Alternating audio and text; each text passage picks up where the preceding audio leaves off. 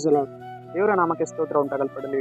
ಪ್ರೀತಿಯುಳ್ಳ ದೇವ ಜನರೇ, ಯೇಸು ಕ್ರಿಸ್ತನ ಹೆಸರಿನಲ್ಲಿ ನಾನು ಯೆಶಾಯ 52ನೇ ಅಧ್ಯಾಯ 12ನೇ ವಚನದಲ್ಲಿ ವಾಕ್ಯ ಈ ರೀತಿಯಾಗಿ ಬರೆಯಲ್ಪಟ್ಟಿದೆ. ಯೆಹೋವನು ನಿಮಗೆ ಮುಂಬಲವಾಗಿ ಮುಂದುವರಿಯುವನು, ಇಸ್ರಾಯೇಲಿನ ದೇವರು ನಿಮಗೆ ಹಿಂಬಲವಾಗಿಯೂ ಇರುವನು ಎಂದು ವಚನ ಬರೆಯಲ್ಪಟ್ಟಿದೆ. ಅಂದರೆ ಪ್ರೀತಿಯುಳ್ಳ ದೇವ ಜನರೇ, ನಮ್ಮ ಕರ್ತನು ನಮಗೆ ಏನಾಗಿದ್ದಾನೆ?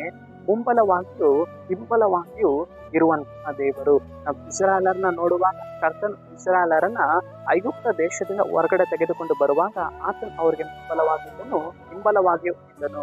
ಅವರಿಗೆ ಮುಂಬಲವಾಗಿ ಕೆಂಪು ಸಮುದ್ರ ಎದುರಾಗಿ ಬರುವಾಗ ಕರ್ತನು ಅವರಿಗೆ ಮುಂಬಲವಾಗಿ ಕೆಂಪು ಸಮುದ್ರವನ್ನು ಭಾಗ ಮಾಡಿ ಅವರನ್ನು ನಡೆಸಿದನು. ಹಿಂದುಗಡೆಯಲ್ಲಿ ಫರೋನ ಸೈನ್ಯ ಬರುವಾಗ ಕರ್ತನು ಅವರಿಗೆ ಹಿಂಬಲವಾಗಿದ್ದು ಕರ್ತನು ಅವರಿಗೆ ಸಹಾಯವನ್ನು ಮಾಡಿದನು.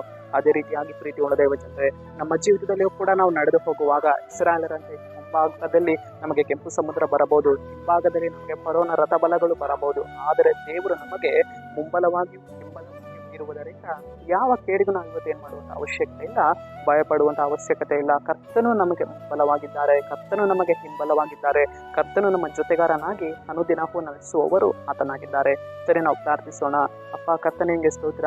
ಈ ಮುಂಜಾನೆ ವೇಳೆಯಲ್ಲಿ ಈ ವಾಕ್ಯ ಭಾಗ ಸಂದೇಶವನ್ನ ನೋಡ್ತಾ ಇರುವ ಜನಗಳನ್ನು ಸಂಧಿಸು ದೇವರೇ. ನಿನ್ನ ಜನರ ಜೀವಿತದಲ್ಲಿ ಕರ್ತನೆ, ನೀನು ಅವರಿಗೆ ಮುಂಬಲವಾಗಿಯೂ ಹಿಂಬಲವಾಗಿಯೂ ನಡೆಸುವುದಕ್ಕಾಗಿ ಸ್ತೋತ್ರ ಮಾಡ್ತೇನೆ. ಅಪ್ಪ, ನಿನ್ನ ಜನರನ್ನ ನೀನು ಆಶೀರ್ವಾದಿಸಿ ಬಲಪಡಿಸು. ನಜರೇತಿನ ಯೇಸುವಿನ ನಾಮದಲ್ಲಿ ತಂದೆಯೇ, ಆಮೆನ್.